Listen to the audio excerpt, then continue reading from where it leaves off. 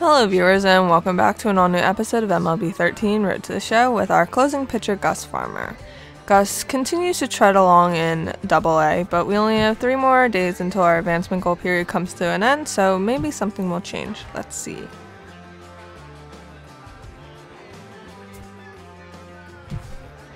And we met all of our advancement goals, but it doesn't look like we got moved up.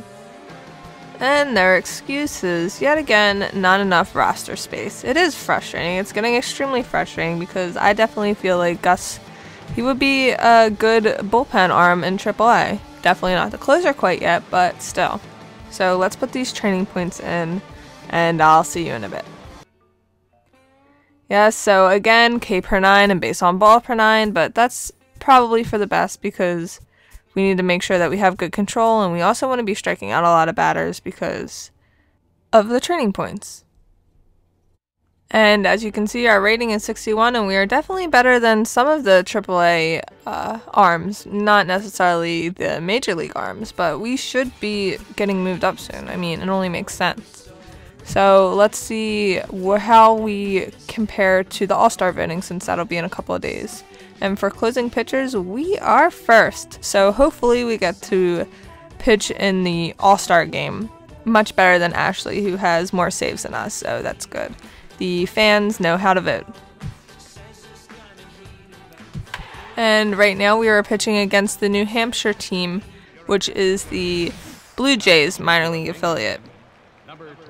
We haven't pitched against them before, so not necessarily sure how we'll fare, but we've done good against all other teams, so it shouldn't be too much of a struggle. We get a long fly ball that luckily the right fielder does get to in time. And then another long fly ball, this time to left field.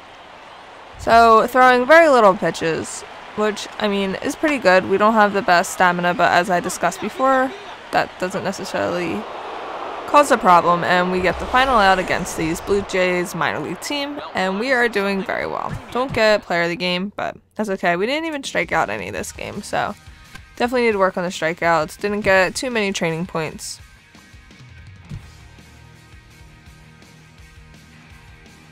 And as you can see, the All-Star game is coming up very soon. Let's see if we get a save before then. And we don't, so are we going to play? And we get a chance to play. Very exciting. 7th inning, and we are losing, so it's mostly just make sure we don't let them score any more runs. We won't get a hold for this. And I'm not going to edit this out. That way you can see how many balls actually have to be thrown and all that good stuff, because these are supposed to be all-stars, so they should be more difficult, and hopefully Gus can fare well.